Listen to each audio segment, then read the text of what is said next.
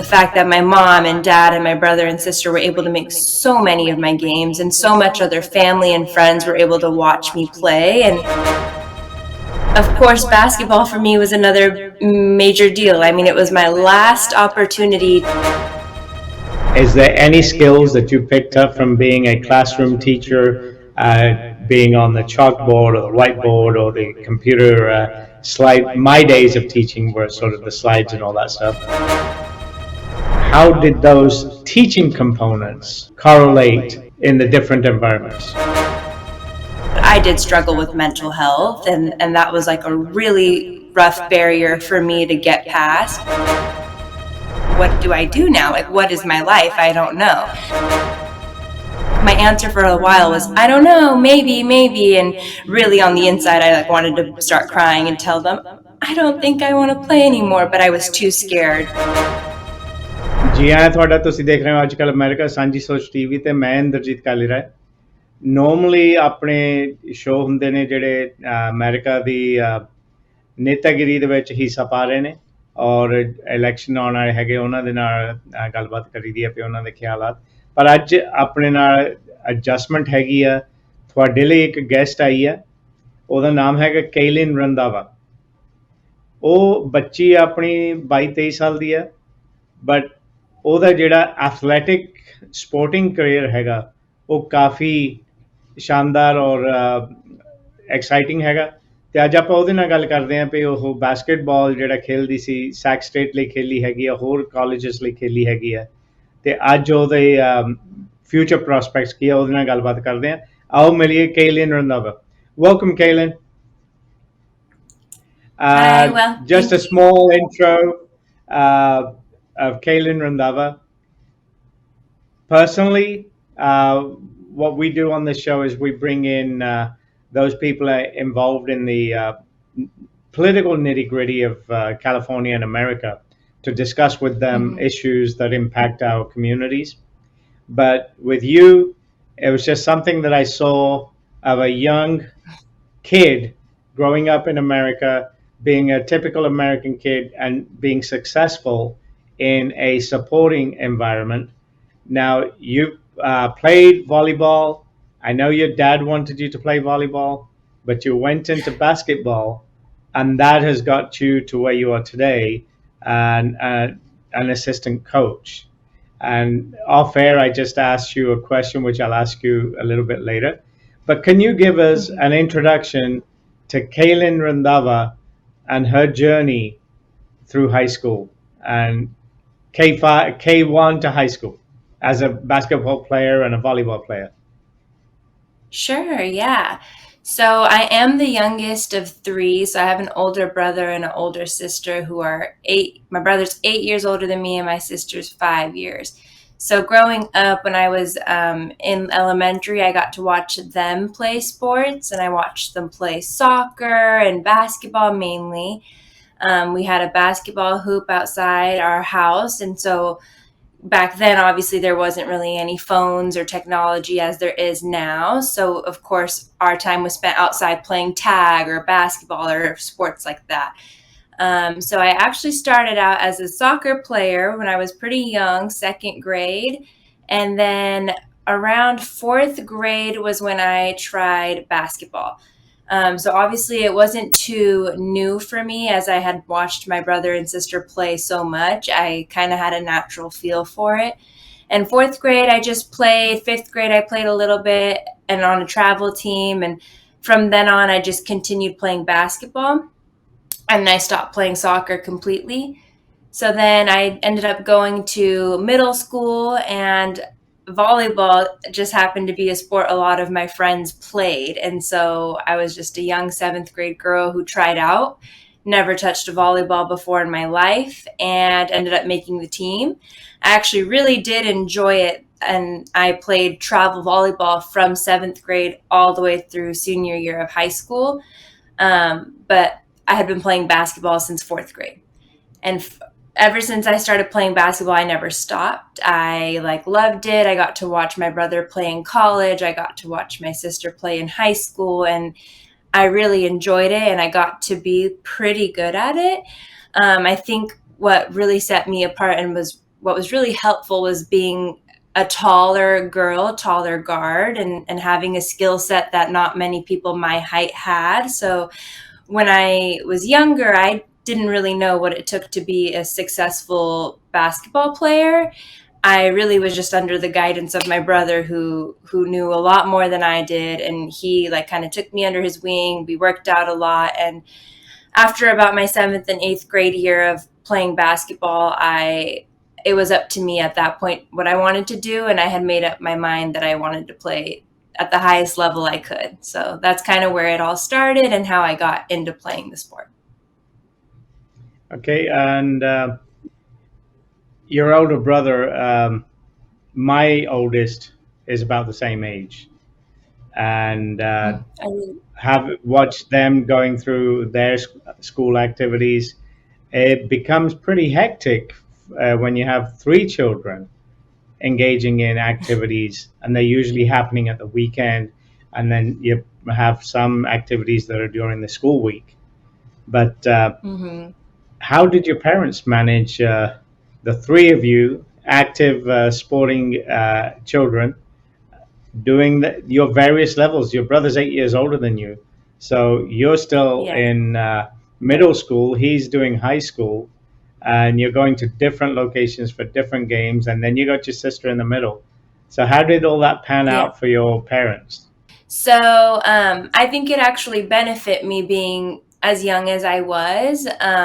I used to grow up and wish I was like closer in age to them, but then when you grow up now to where I'm 24 now and really look back at it, I think it's part of the reason why I was able to get so successful in basketball, because when I was younger, obviously my brother was playing and my sister was playing, but they didn't play as much travel sports as I did. My sister, I think, maybe only played 2 years of travel basketball, and my brother, the same. He probably started travel basketball his junior year of high school, versus me, I started 5th grade. So honestly, because they were older than I was, they went through these experiences. My parents were able to learn more about what travel sports even entailed. So that really helped me because they kind of knew more when I was growing up a little bit. So I would say they handled it amazing. They did everything that they could for me. They put me in volleyball, no questions asked, after that 7th grade year. I mean, I wanted to play. My friends played it, and they went and found out the information to put me in club without knowing anything about it, and they did it for me. So very lucky and very blessed to have like my siblings who went through their experiences, and my parents who, even sometimes when they didn't know what travel sports was about, they still went ahead and figured it out and made it happen for me. And that's very good, because I know it gets involved for parents going from one place to another. And sometimes, I think you've mentioned it, your mother couldn't go one time and your dad went with you. And he was talking about you doing volleyball as opposed to basketball. And you are a tall kid, you're way taller than I am. And so you have the build for basketball. I definitely don't. We won't go there. And as a parent, we understand the complexities of managing three children and being in at place one and place two, dropping them off, getting there on time, picking them up, and everything else. Especially when you do not have a driver's license. When you have a driver's license, yes, there's some level of independence.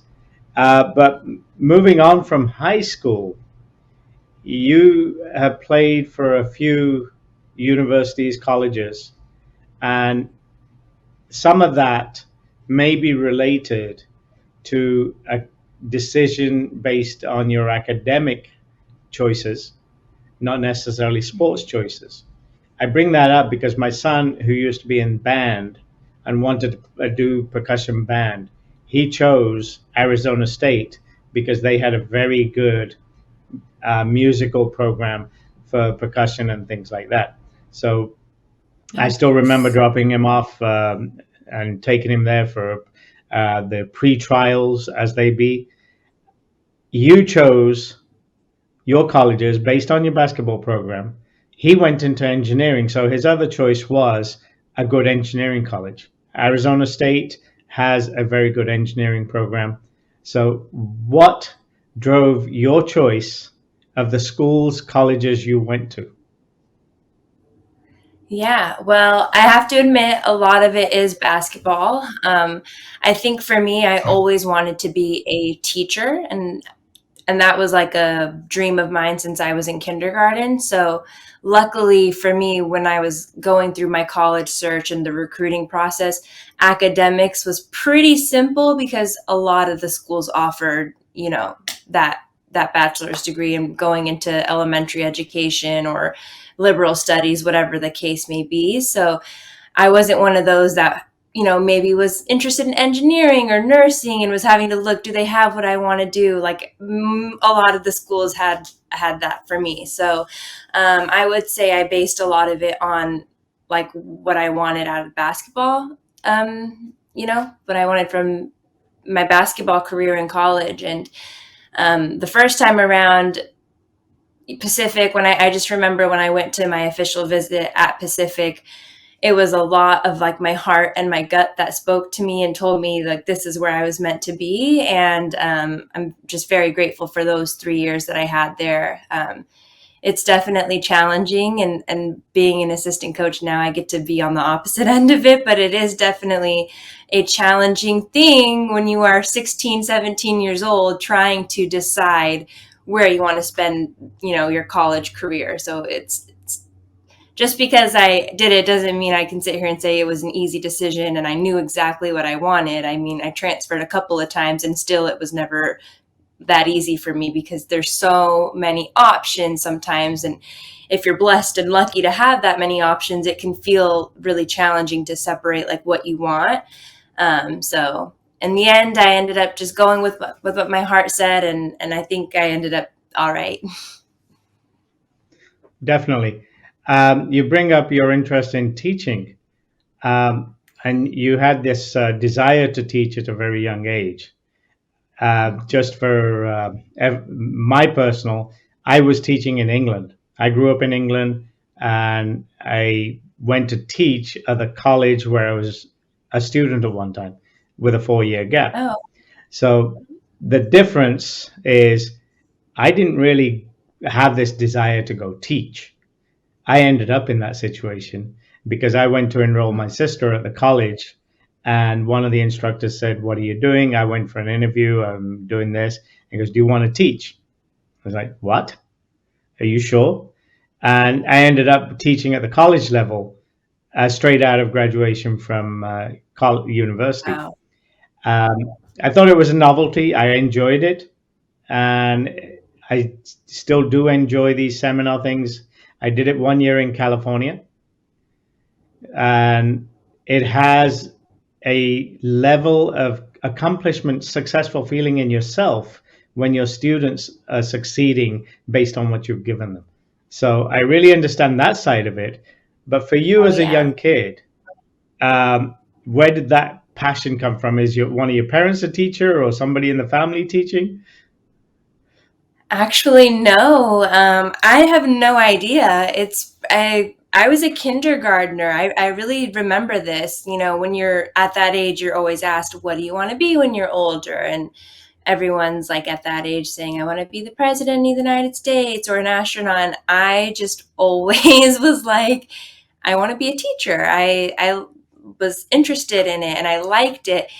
And I think growing up now, I like, I don't know how 5-year-old little me knew that that's exactly what I was meant to do, but she knew from a very like from then, and I wouldn't have it any other way. I got to actually experience teaching in a classroom for about 4 months. After I finished playing, I took over a fifth grade job, and that was like the end of January until the end of their school year. And honestly, it was amazing. I feel like very, very happy and thankful that I got to experience that before going into the assistant coaching job, because it was what I wanted to do, and when I was there, it all just felt right. It did. And today was actually the first day of school here in the school district of my hometown. So I did have a little bit of like fear of missing out. FOMO is what they call it. I had a little bit of that because I was like, all of my colleagues and classmates I had in the teaching credential program, they're all having their first day of school today. So a little bit, I was like, oh my gosh, like I kind of missing that. But no, I'm happy to have experienced it. And somehow I knew my heart's always been wanting to help others and inspire and teach. So We've talked about your high school. We've talked about your childhood dream to be a teacher.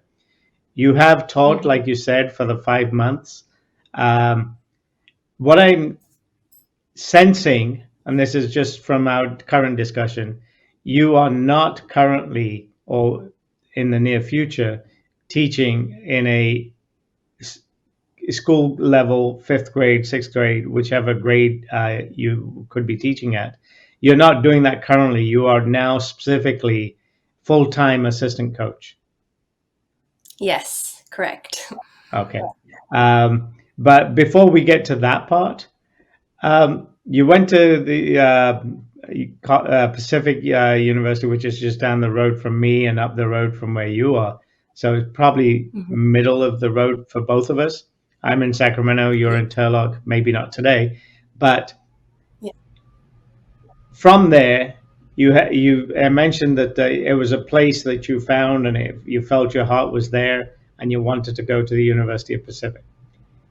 Your basketball career took off from there. You were there for 3 years. Then you went to, I believe, Utah. So Yes, tell Utah us about that State. journey between the University of the Pacific and Sacramento State.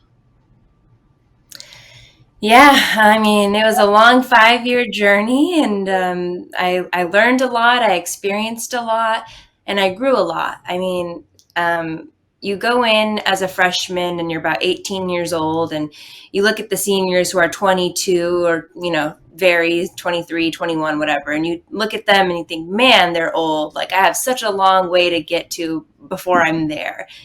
And then all of a sudden you're a fifth year senior and you're like, how did I get here? So it's true what they say, like those years go by so fast, it's crazy. But I really enjoyed my 3 years at Pacific. I was a 45-minute drive away from home, and so what was special was the fact that my mom and dad and my brother and sister were able to make so many of my games, and so much other family and friends were able to watch me play. And that to me has always been special, especially because my parents are those types of parents that are going to go to everything that they can.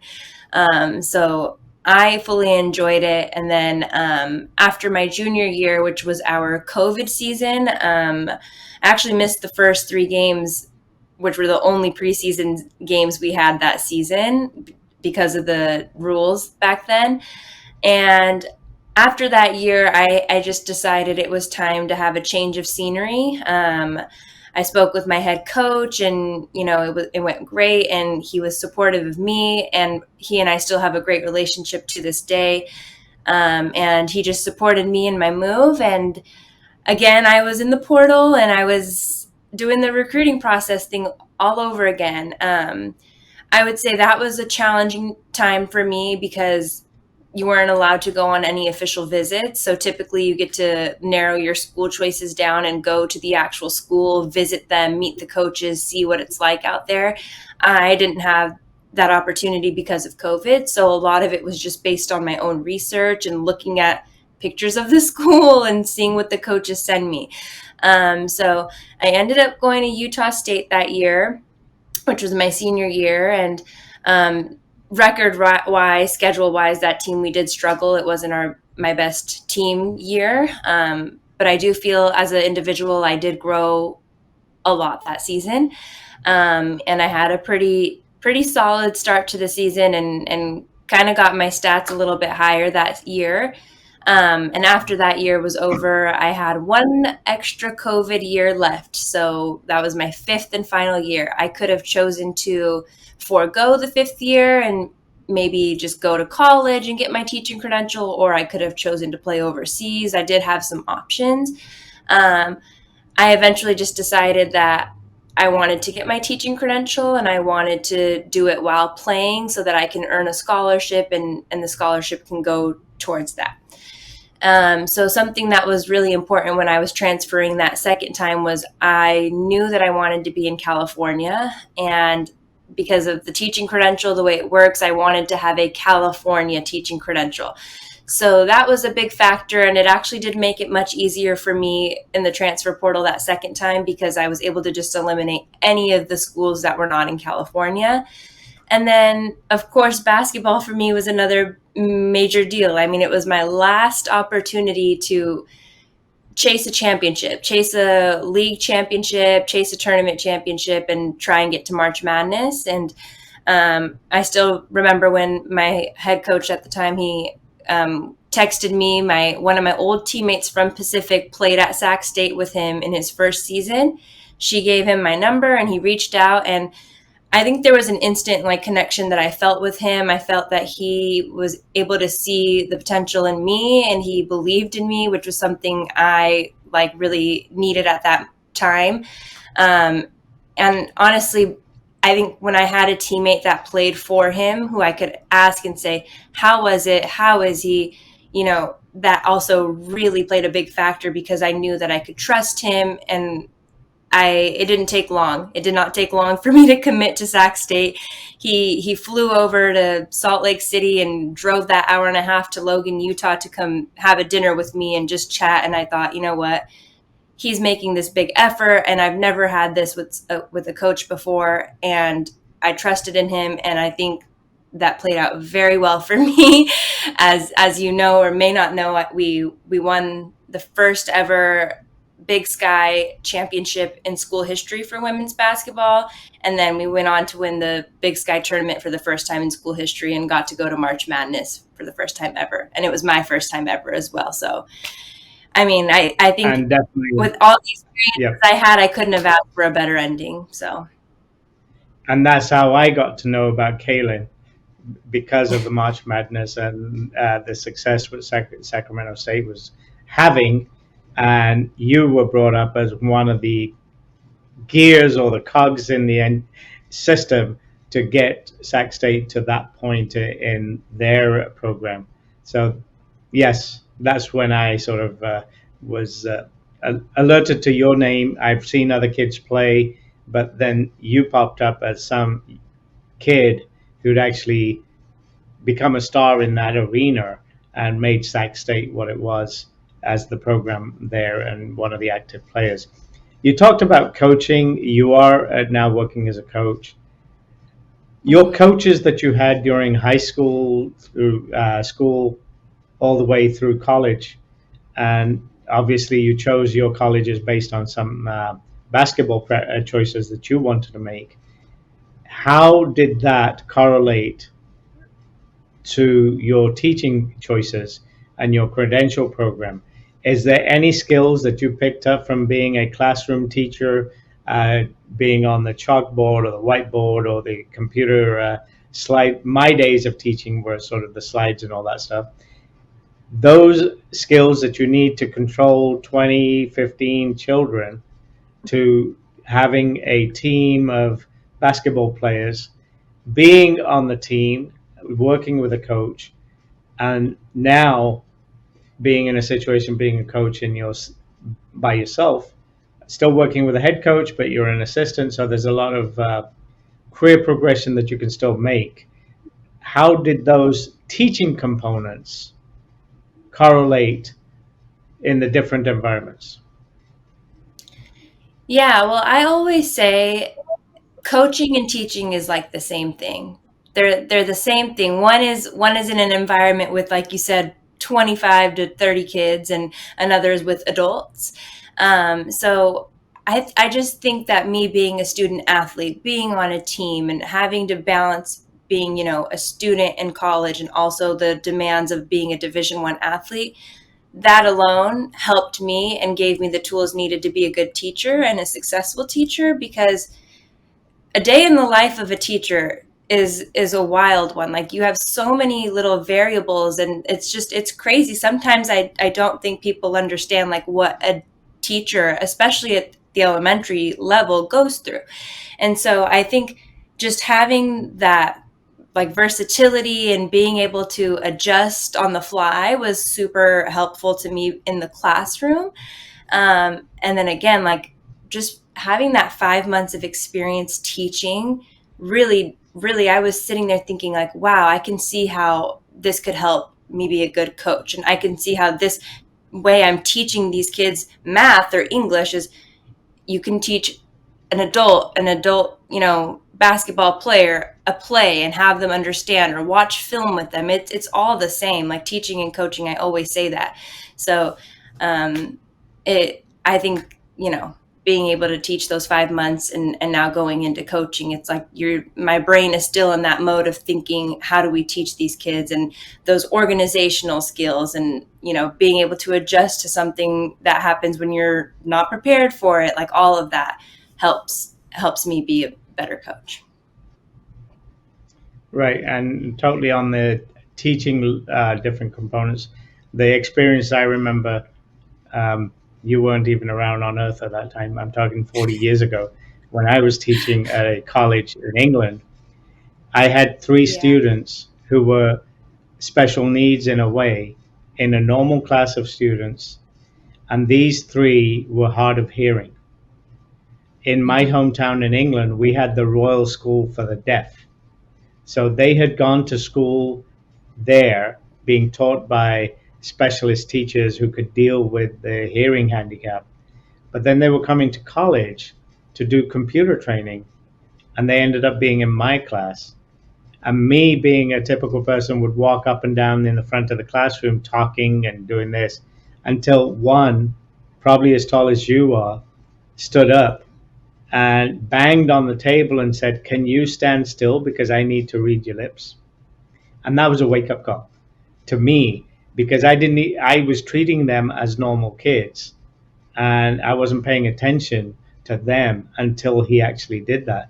Ultimately, we became friends. When I moved to America, he would still write to me, and we lost contact Oh, after a few years, but that was some bonding that happened as a result of yeah. it. But coming back to your now coaching, and one question I sort of mentioned offline, my sort of interest, my question, it was, why did Kaylin not look at going into the WNBA? Yeah. So I did. I when I was younger, I was very ambitious. I had big goals, big dreams. I mean, like I didn't even know what it meant to be a Division 1 player, and I was like, I want to do that, and I want to play overseas or in the WNBA. And I think there was just a culmination of experiences that I had in my 5 years as a student athlete. A lot of people may not know this as they're watching this, but I did struggle with mental health, and that was like a really rough barrier for me to get past. And so I think just the amount of experience that I had, and somewhere along the way, like that passion to want to continue, I lost it.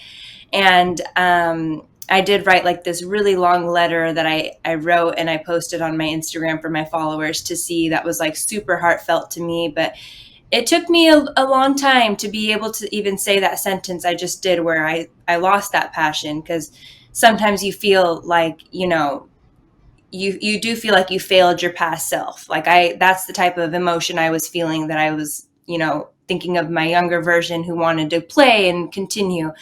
I would think like, you failed her, you're quitting, this is not what she would have wanted. And I think for like, you know, the span of that year, when I ended in March 2023, all the way up until maybe like a month ago or 2 months ago, I probably bawled about that topic more times than you could imagine. And like, people don't know that, because that's just the question. Everyone thinks, why are you not going to play? Or like, what are you going to do afterwards? Are you going to play? What's the plan? And sometimes like, you're not even given a chance to even internalize like the end. And I don't think I did. I think it just ended on that day we played UCLA. And I was like, what do I do now? Like, what is my life? I don't know.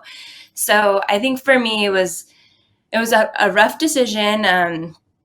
But again, I did like write a really long letter and a heartfelt emotion about that because it was a it was a very sensitive topic for me when people asked, and being able to just like say, oh, I don't know, like my answer for a while was I don't know, maybe, and really on the inside I like wanted to start crying and tell them I don't think I want to play anymore, but I was too scared and ashamed really to say that. But I found that love and passion again for coaching. So I'm not done with basketball. I'm just in it in a different way.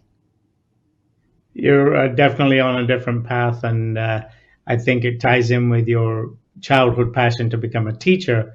And you're actually now teaching the sport that you loved, and you're helping other children get other young kids, children, college players get better at it. Um, and there's nothing to say that your coaching career could not progress and move in that direction in the future. And hopefully, I wish you the best in that arena. So, you became a very good basketball player. You did the D1, and now you're coaching. And just wish that one day, maybe in the future, we can discuss Kaylin, the coach of one of the NBA teams. So we never know. And on that You never one, know. the guy upstairs, oh, definitely knows. So hopefully he's got a plan for you to get up there. We all, as parents, we all aspire that our children do the best they can and be something that sort of we are proud of. We're always proud of our kids, but when there's an achievement like what you've done, and I'm sure your parents are proud of you now mentoring the coaching field, your siblings. But let's move back to Kaylin walking into kindergarten or middle school and having this passion to be a teacher and being part of these sports programs as a young little kid. There's many young girls out there, and California is as diverse as the world itself. We're Punjabis. We have a different path for coming here. My path was coming through England. You are born here. Your parents have a similar path to mine, how they came here. But Kaylin, the coach of a California State University, what would you tell Kaylin, the middle school kid's best friend who wants to know what it's like to become a basketball coach for a university program? And what would you recommend that they do to be successful in their sporting or their academic careers? I would just say find what you're passionate about. That's the number one thing that I think has gotten me to this point is passion. Whatever sets your soul on fire, and find that, and you can go so far with consistency and hard work, really. I mean, you don't need anything flashy. Sometimes I think social media portrays that you have to be somewhere, and you compare. You don't need to compare. All you need to do is work hard every single day. Trust in that work that you're putting in. Trust in God if you believe in God, and that's it. Be passionate about something, work hard, be consistent with it, forget anything else. There's no need to compare, there's no need to, do the most or be extra. Just that's it. Hard work, determination, and consistency. And I think the other side of the question there is not a young 7, 8 year old Kaylin friend from school who wants to envision where they could go, but your friend's parents who would need to be supportive of that child. What do you think your parents would guide them as advice from your parents on how busy, challenging, scheduling, and all these other events of life that we have to deal with? How, uh, just from if you were to think or speak for your parents, what do you think they would tell another parent on how to be, encouraging, sportive, motivating to their young Caleb? Yeah, I mean, put them in the sports. Like, you just never know where it can lead you.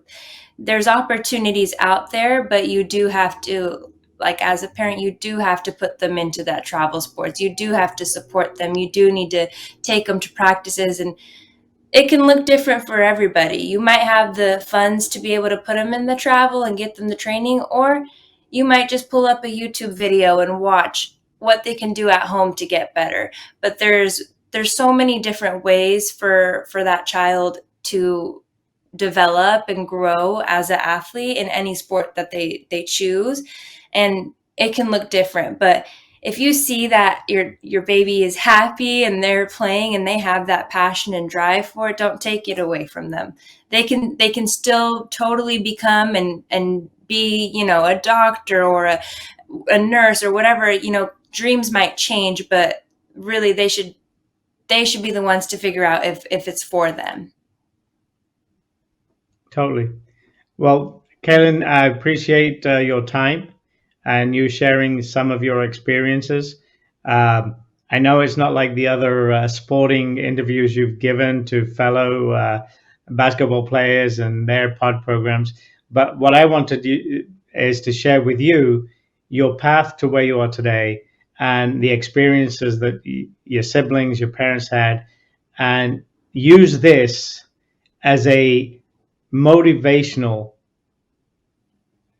exposure to young kids that they too can do it, that they have a future ahead of them. So you're typically a role model within our community, but you're a role model at large for other young kids who sort of have this passion, this drive, so they can succeed and follow in the path that you've laid out. So wish you the success for the future and hope Thank, you go far in your chosen coaching career and look thank, forward to following you and maybe talking again in the future when you make coach of some college team, full coach, and or within the NBA. So wish you the success there, and glad that your parents actually supported you. And it's a very tough environment for them too, because with your siblings and stuff and all the other responsibilities we have within our families. So they managed it well, they did it good, and you obviously and your siblings have benefited. So all the best to you, and look forward to following and talking to you sometime in the future. Thank you, and all the thank best. you. Yeah, thank you for having me. Seriously, appreciate it. Thank you. ਹਾਂਜੀ ਤੁਸੀਂ ਦੇਖ ਰਹੇ ਹੋ ਅੱਜ ਕੱਲ America ਸਾਡੀ ਸੋਚ TV ਤੇ ਆਪਣੀ ਗੱਲ ਹੋ ਰਹੀ ਸੀ ਕੇਲਿਨ ਰੰਧਾਵਾ ਨਾਲ ਕੇਲਿਨ ਆਪਣੇ ਕੈਲੀਫੋਰਨੀਆ ਦੀ ਬੱਚੀ ਹੈਗੀ ਆ ਜੋ ਬਚਪਨ ਤੋਂ ਆਪਣੇ ਖੇਡਾਂ ਦੇ ਵਿੱਚ ਹਿੱਸਾ ਪਾਉਣਾ ਚਾਹੁੰਦੀ ਸੀ ਔਰ ਉਹਦੇ ਪੈਰੈਂਟਸ ਨੇ ਫੈਮਿਲੀ ਨੇ ਭੈਣ ਭਰਾ ਨੇ ਕਾਫੀ ਉਹਦੀ ਸਪੋਰਟ ਕੀਤੀ ਔਰ ਇਹ ਕੇਲਿਨ ਦੇ ਨਾਲ ਗੱਲਬਾਤ ਕਰਨ ਦਾ ਇਹ ਸੀਗਾ ਵੀ ਐਕੈਡੈਮਿਕਲੀ ਪੜ੍ਹਾਈ ਦੇ ਤੌਰ ਤੇ ਉਹਨੇ ਆਪਣੀ ਅਚੀਵਮੈਂਟ ਵੀ ਕਰ ਲਈ ਜੋ ਉਹਦੀ ਖੁਆਇਸ਼ ਸੀ ਵੀ ਉਹਨੇ ਟੀਚਰ ਬਣਨਾ ਹੈ ਔਰ ਉਸੇ ਟੀਚਰ ਦੇ ਨਾਤੇ ਅੱਜ ਉਹ ਕੋਚ ਹੈਗੀ ਆ ਕੈਲੀਫੋਰਨੀਆ ਸਟੇਟ ਯੂਨੀਵਰਸਿਟੀ 'ਚ ਆਉਣ ਵਾਲੇ ਸਮੇਂ 'ਚ ਪਰਮਾਤਮਾ ਨੂੰ ਹੋਰ ਤਰੱਕੀ ਬਖਸ਼ੇ ਕੋਚਿੰਗ ਦੇ ਵਿੱਚ ਉਹ ਕਦਮ ਉਹਨੇ ਚੱਕਿਆ ਹੈਗਾ ਕਾਫੀ ਸਕਸੈਸ ਹੋ ਸਕਦੀ ਹੈ ਉਹਦੇ ਲਈ full time coach senior coach ਔਰ ਹੋ ਸਕਦਾ ਵੂਮੈਨਸ ਬਾਸਕਟਬਾਲ ਲੀਗ ਦੇ ਵਿੱਚ ਵੀ ਉਹਨੂੰ ਕੋਚਿੰਗ ਦਾ ਮੌਕਾ ਮਿਲੇ ਔਰ ਅਸੀਂ ਚਾਹੁੰਦੇ ਹਾਂ ਔਰ ਇਹ ਬੱਚੇ ਦੀ ਜਿਹੜੀ ਹੌਸਲਾ ਵਧਾਈ ਹੈਗੀ ਆ ਉਹ ਆਪਾਂ ਨੂੰ ਜ਼ਰੂਰ ਚਾਹੀਦੀ ਹੈ ਲੇਕਿਨ ਜਿਹੜੇ ਆਪਣੇ ਬੱਚੇ ਅੱਜ ਸਕੂਲਾਂ 'ਚ ਜਾ ਰਹੇ ਨੇ ਉਹ ਵੀ ਕਈ ਨਾਲ ਦੇਖ ਕੇ ਆਪਣੀਆਂ ਜੋ ਸੁਪਨੇ ਆ ਸੁਪਨੇ ਆ ਉਹ ਵੀ ਪੂਰੇ ਕਰਨ ਦੀ ਕੋਸ਼ਿਸ਼ ਕਰ ਸਕਦੇ ਆ ਜੇ ਉਹਨਾਂ ਨੇ ਖੇਡਾਂ 'ਚ ਹਿੱਸਾ ਲੈਣਾ ਔਰ ਉਹਨਾਂ ਨੇ ਆਪਣੀ ਪੜ੍ਹਾਈ ਦੇ ਤੌਰ ਤੇ ਕਰੀਅਰ ਚੂਜ਼ ਕੀਤਾ ਹੈਗਾ ਮਿਹਨਤ ਕਰੋ ਕੇਲਿਨ ਕਹਿੰਦੀ ਆ ਵਰਕ ਹਾਰਡ ਉਹ ਆਪਣਾ ਇਨਵੈਸਟ ਕਰੋ ਉਹਦੇ ਵਿੱਚ ਤੁਸੀਂ ਮਿਹਨਤ ਕਰੋ ਬਟ ਜਿਹੜੇ ਆਪਾਂ ਪੈਰੈਂਟਸ ਹੈਗੇ ਆ ਸਾਨੂੰ ਵੀ ਇਹਦੇ ਵਿੱਚ ਹਿੱਸਾ ਪਾਉਣੇ ਦੀ ਲੋੜ ਪੈ ਜਾਂਦੀ ਹੈ ਟਾਈਮ ਦੀਆਂ ਪਾਬੰਦੀਆਂ ਹੋ ਜਾਂਦੀਆਂ ਲੇਕਿਨ ਕੇਲਿਨ ਦੇ ਪੈਰੈਂਟਸ ਨੇ ਉਹਦੀ ਕਾਫੀ ਸਪੋਰਟ ਕੀਤੀ ਹੈ ਇਜਾਜ਼ਤ ਦੇਵੋ ਮਿਲਦੇ ਹਾਂ ਅਗਲੀ ਵਾਰੀ ਸਾਂਝੀ ਸੋਚ ਟੀਵੀ ਤੇ ਅੱਜ ਕੱਲ ਅਮਰੀਕਾ ਮੈਂ ਇੰਦਰਜੀਤ ਕਾਲੀਰਾਏ ਅਗਲੀ ਵਾਰੀ ਮਿਲਦੇ ਹਾਂ ਸ਼ੁਕਰੀਆ